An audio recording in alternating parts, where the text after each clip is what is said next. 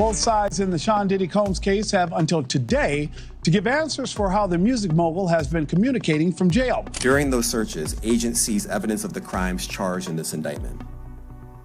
They seized firearms and ammunition, including 3 defaced AR-15s and a large capacity drum magazine.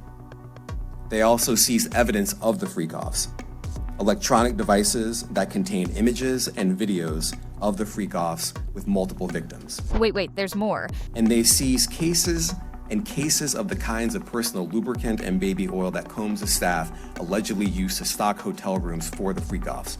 More than 1,000 bottles altogether. As if all this evidence was not enough to weaken Diddy's side of the case, Diddy ended up getting caught making phone calls from the jail. Do not entertain none of this nonsense and nothing over the phone.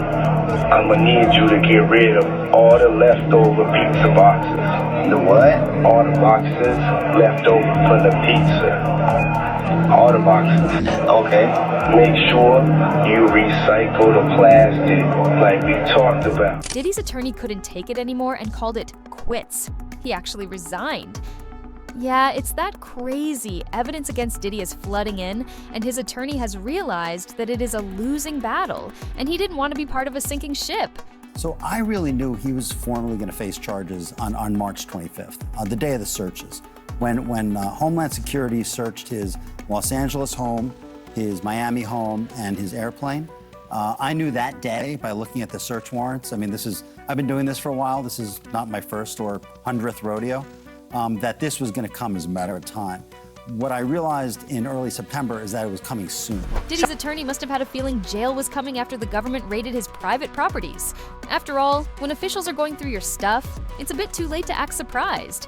Looks like the only thing left to do is prepare for a new chapter, behind bars. Sean Diddy Combs is going to remain behind bars after his latest offer of $50 million to go free, as prosecutors are worried about the music moguls posing now as a flight risk. Sean Diddy Combs' $50 million bail offer being rejected reveals the seriousness of the charges and the court's concerns about risks such as flight or interference in the case. It shows that even immense wealth doesn't guarantee leniency when public safety or legal integrity is at stake. There's really no deal that the U.S. Attorney's Office can offer, and it's certainly not one that Diddy will accept. It would involve decades in federal prison. We're talking about mandatory minimum sentences of 10 years for both the drug charges and the sex trafficking.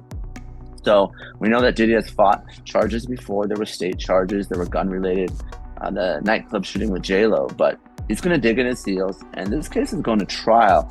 So if you're prosecutors, you really want to make sure that your evidence is bulletproof before you go down that route. Looks like Diddy's having a hard time buying freedom this time.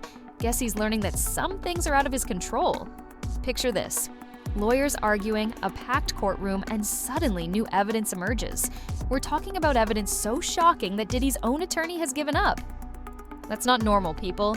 It shows that with all this evidence, it is next to impossible for Diddy to get away this time.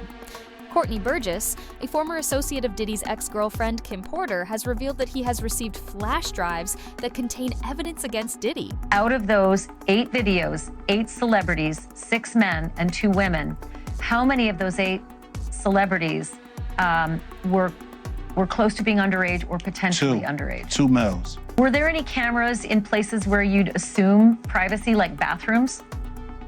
Well, I've never been in this house, but the picture, yes. Diddy's bathroom cameras.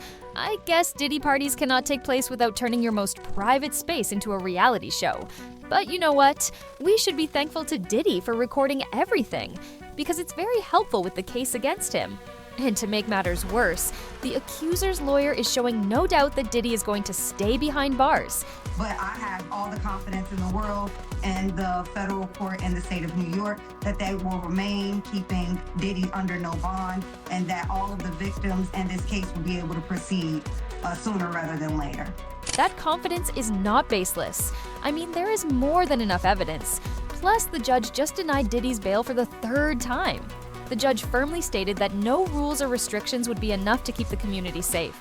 That's a powerful statement, especially since this is about someone asking to be let out on bail.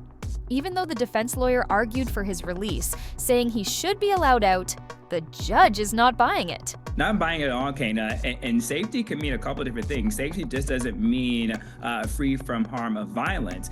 Safety can also too mean emotional and mental dynamics that could occur by Sean Combs reaching out to potential witness to get them to possibly change their testimony, to feel threatened that if they were to come forward and to testify against him. Exactly.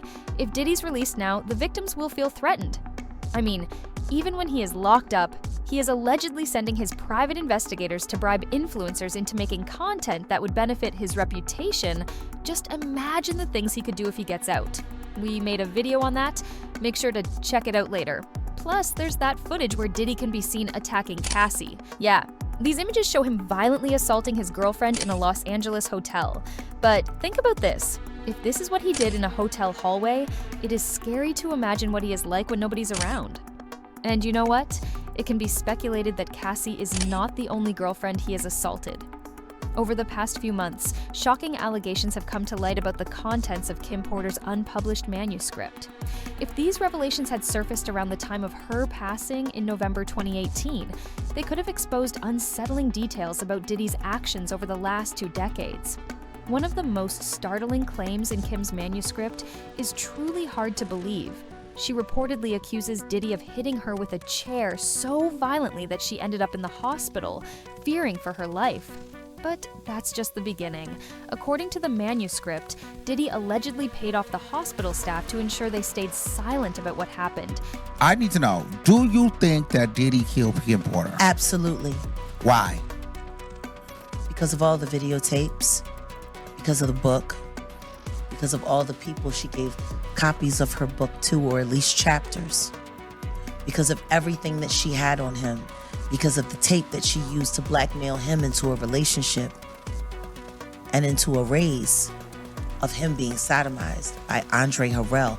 And I am not saying that allegedly because I heard her. It doesn't end there.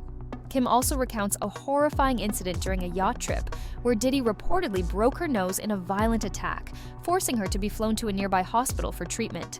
Beyond physical abuse, she described how Diddy controlled every part of her life. Allegedly, he had her house wired, her phone tapped, and even hired people to keep an eye on her every move. Kim Porter died of pneumonia, but some people find that hard to believe. You know, they have poisons that create heart attack and pneumonia-like symptoms. And then right after that, Al had a meeting, and I was going to meet up with him because we were in Vegas, and then the next thing we know... There's a huge pile of evidence, a whole lot of accusers, and a very saddening number of victims. And now we are finding out that some other celebrities are reaching out to some of the victims and offering them money to stay quiet. They are actually paying alleged victims not to testify? Well, this actually came from another hip-hop star, Ray J, who claimed that he knows that celebrities are scared out there and reaching out to potential victims and offering them money in a typical catch at Keep's story. So their names never come out in these stories. Yep, this means that Diddy's not alone. There are many others involved in this scandal who are allegedly paying off victims to stay quiet. There's a chance that they are just scared of getting their name tarnished, and they might not have done anything bad. But if you know about a child getting abused, and you decide to stay quiet about it, you have already done enough. Comment and tell me if you agree with me. Diddy's attorney not only has to try to prove Diddy innocent, but now they also have to worry about other celebs spilling the beans about Diddy. Nobody can really control that, which is one more good reason why Diddy's attorney backed off. Thank you for watching the video till the end. Please give it a thumbs up and make sure to subscribe to the channel to stay updated on this case.